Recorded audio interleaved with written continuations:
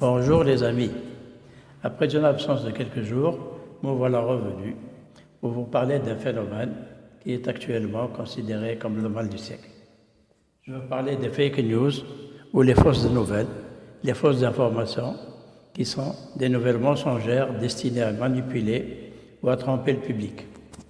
Elles peuvent émaner de blogueurs, de réseaux sociaux, de médias, de personnalités politiques, voire même d'un gouvernement. Chez nous, en Algérie, la dernière en date est l'arrestation d'un journaliste du journal quotidien arabophone Al-Shuruq qui aurait donné une fausse information concernant le retour d'une grande quantité de dattes de Geltenour à partir de la France, suite à laquelle le ministère du Commerce aurait interdit l'exportation des dattes. Cette nouvelle a été aussitôt démentie par le ministère du Commerce, lequel a déposé plainte contre le journaliste, qui s'est retrouvé devant la justice et mis en dépôt à la prison de Harrach. Cette fausse information n'est pas quelque chose de nouveau dans notre pays. Son attaque en a été victime à plusieurs reprises. L'incendie dans la zone industrielle d'Arzeux ou le recrutement en dehors de la NEP. La justice, une fois saisie de certaines affaires de fake news, n'hésite pas à condamner les auteurs. Dans l'affaire Sonatrach, 3 malveillants ont été mis en détention provisoire et 2 autres en examen. Avant cela, il y a eu les événements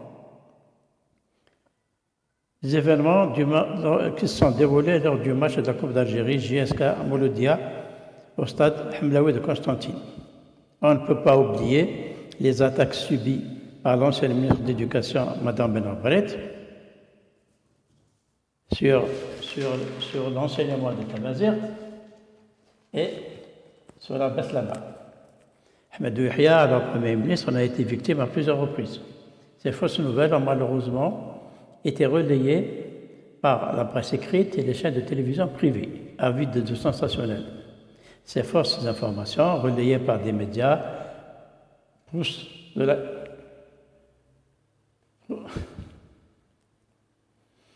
Ces fausses informations relayées par des médias volent de la crédibilité.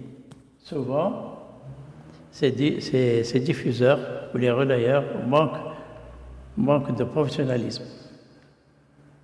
La dernière chez nous, c'est que le drame chez nous, c'est que le lecteur ou l'occulteur ne prend pas la peine de vérifier l'information ou n'a pas la possibilité ou la capacité à différencier entre une information vraie et sourcier d'une information erronée.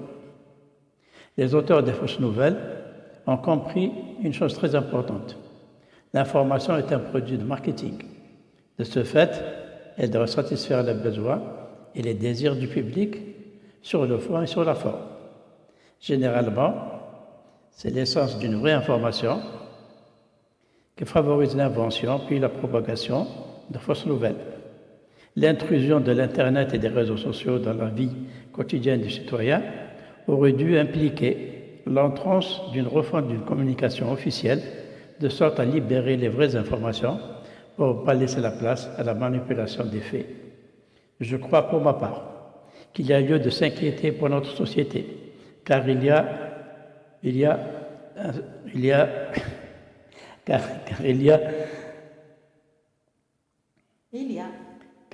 un service auquel le phénomène, car il y a un sérieux au-delà duquel le phénomène peut devenir déstabilisant.